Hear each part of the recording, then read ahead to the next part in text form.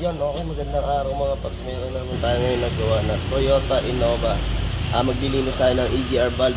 Ang tinakbo ng sasakyan ni boss is 195k mileage. Ano ba, medyo malaki na rin.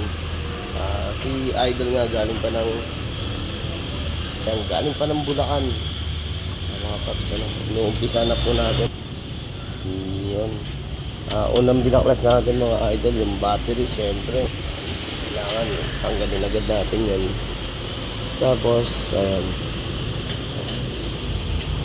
kasi nga mga Idol, pinaandar muna natin kanina bago natin kalasin. Chinek natin ng dashboard, wala naman sign ng fault. Tapos okay din naman yung takbo ni bossing. Ang nagiging problema lang dito is medyo humihina na nga rin yung hatak niya. Automatic po siya, no, mga Idol. Kaya titignan natin yung build up ng carbon na pwedeng namuo dito sa ating EGR valve. Ayan, okay, nakakalas po muna namin, no? Tapos dun pala niya mga Idol, tanggalin natin yung coolant. Kung yung coolant nyo is bagong palit, pwede natin siyang ibalik. Kung gusto nyo ng mga Idol, sinahod namin yung coolant kasi babalik po natin yan dahil halos bagong palit na din ni boss. Kaya sinali natin dito sa malinis-linis na lagayan, ano po. Ayan, mga Idol, ganun lang gagawin natin, ano. Ayan mga paps, tignan natin yung pinaka throttle body. Talagang napakadumi, oh, ang kapal, oh. Yan, ganyan na po siya kapal. First time pa lang naman po nalinisan to. Tapos dahil nga pati fuel filter tinatanggal na rin po natin, pwede na natin isama yung pagpalit ng fuel filter.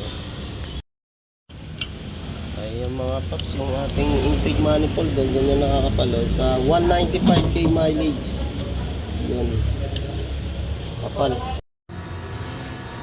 Ayan mga paps, nililinis na natin yung combustion chamber nya, no? Yung kapal ng dumi. Ayan.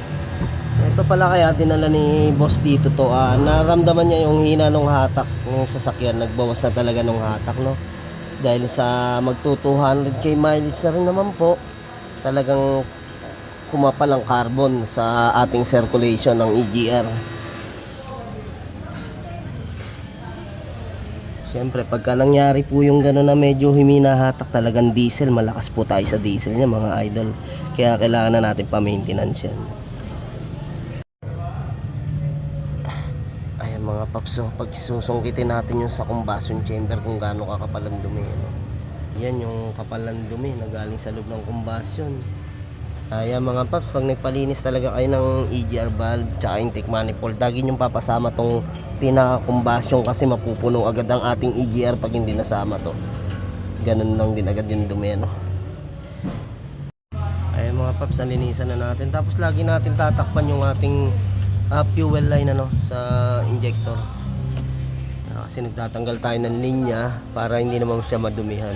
Lagyan natin ng scotch tape or electrical tape mga paps. Yan, tapos spray na natin.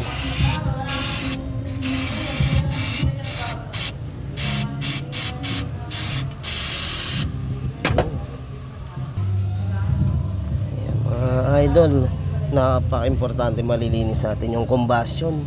Dito pinaprocess yung ating diesel, ano, kaya talagang hindi maiwasan na maraming carbon dito.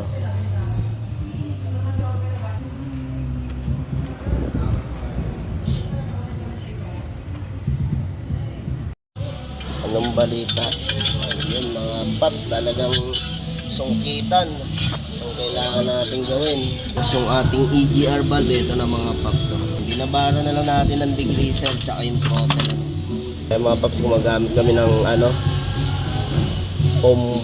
foam clean. Ayan.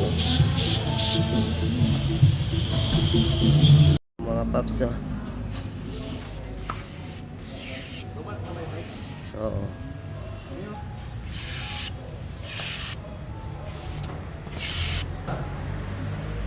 yan, bubara muna natin.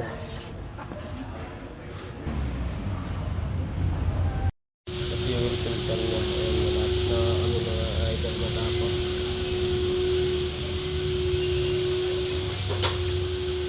Yan, thank you kay Boss Arthur. Nagawa namin yung Toyota Innova EGR valve cleaning. Ayos. Thank you. Sa ulitin, boss.